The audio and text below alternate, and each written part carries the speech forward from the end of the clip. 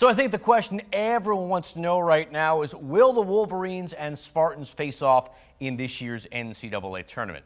Before I show you that, I want to show you something very special. See, a lot of sports guys around the country, they get all these fancy brackets with all those fancy graphics. I don't need that. I'm going to be real. So I'm going to show you my actual bracket. And ladies and gentlemen, there it is, chicken scratch and all.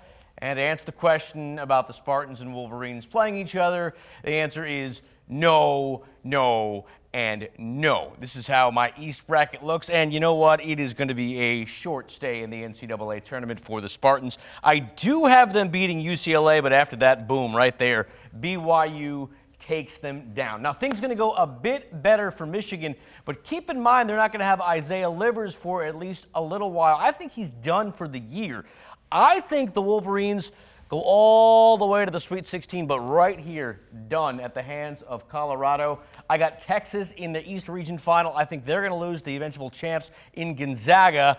I would love to know what you think. Find me on Twitter at Mike Lissette and tell me what you think.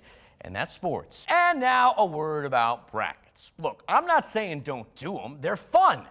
But just keep this in mind as you're spending hours filling out 1, 2, or 3. You are going to lose to the guy who made his choices based on his daughter's favorite colors. Or maybe someone went with the tried and true mascot route. Or just someone who said, you know what, this really is Oral Roberts here to go to the Final Four. Look, the point is there is no foolproof method to this. Read all the inside notes you want, but just know it all changes by the minutes. Look at Michigan with Isaiah Livers. I thought they were a Final Four team with him in the lineup.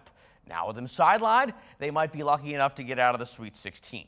Bottom line is you just don't know what's going to happen. And before I go, let me leave you with this. You have better chances of winning the Mega Millions lottery 4 times than you do nailing that one perfect bracket. Now, let the madness begin.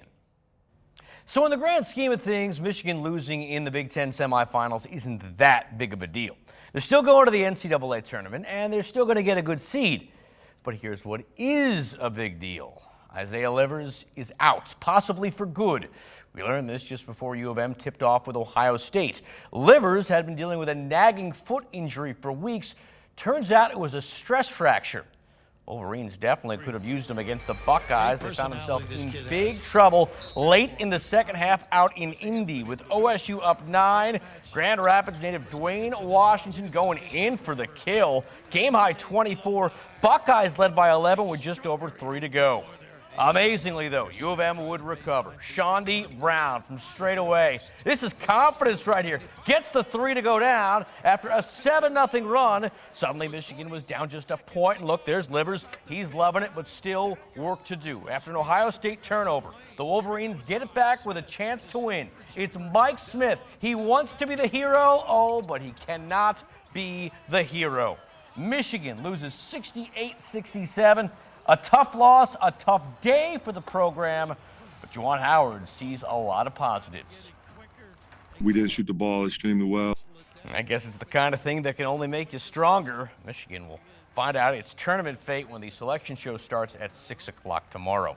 10 days ago, the Grand Rapids Griffins scored 9 times against the Rockford Ice Hogs. Tonight, goals were a bit tougher to come by. Ed Van Andel, where for the first time this season, we had live fans. It was a pandemic sellout. 750 were on hand.